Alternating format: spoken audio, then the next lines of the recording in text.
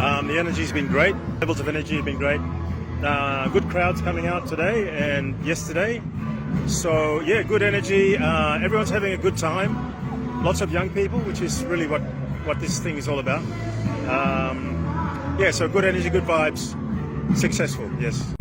Okay, so what we did this year, which is different to the previous festival, was we incorporated the opening ceremony musical piece, which was a composed piece with featuring garamud, saxophone, guitars, keyboard, as well as two different groups of traditional dancers, one from Trobes and one from Maiwara. Yeah, there's always logistical challenges. That's probably the biggest one. And the only way to overcome those is to be stubborn and persistent and keep asking, knocking on doors, and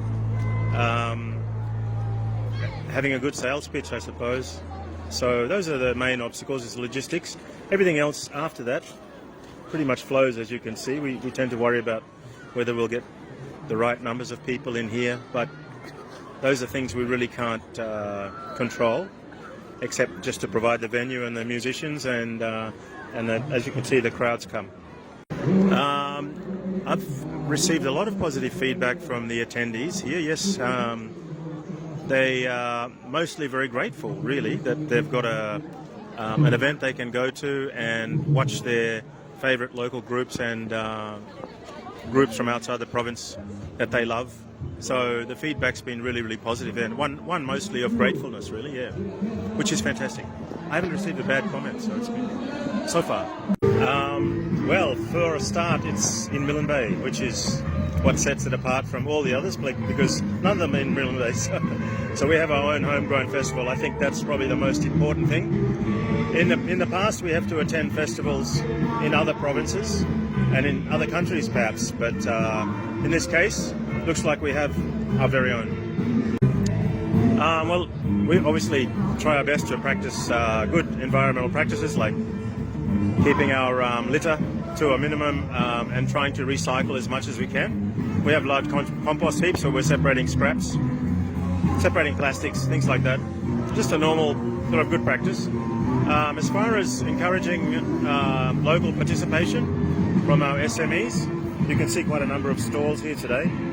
And judging by the stocks of some of the stalls, I think they've done quite well, because they've all run out of food. So, not all, but there's still a bit of food around, of course, but a lot of them are having to replenish their stocks, which is a really, really good sign. It means that people are attending. There's a lot of people buying. So I think they've all done really well.